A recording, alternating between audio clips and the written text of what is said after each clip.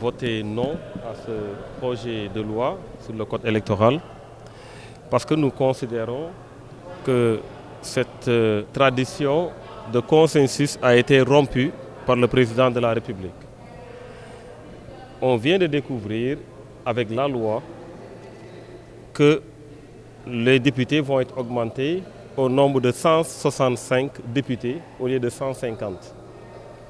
Alors qu'il était question dans nos négociations de voir s'il faut ou pas insérer 10 députés de la diaspora.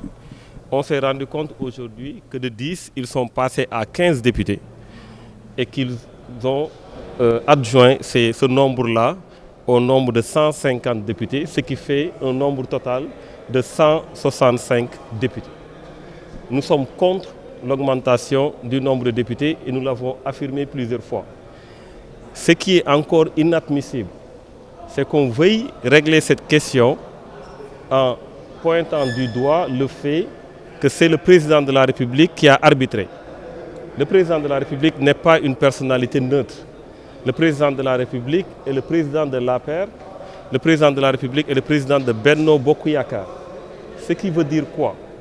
Ce qui veut dire que quand on sera en élection, le président de la République sera avec ses troupes et fera face à l'opposition. Donc nous ne pouvons pas accepter, sur une question essentielle, telle que le processus électoral, que le président de la République puisse arbitrer. Et bien évidemment, l'arbitrage se fait toujours en faveur de son camp, et ça, nous ne l'avons pas accepté.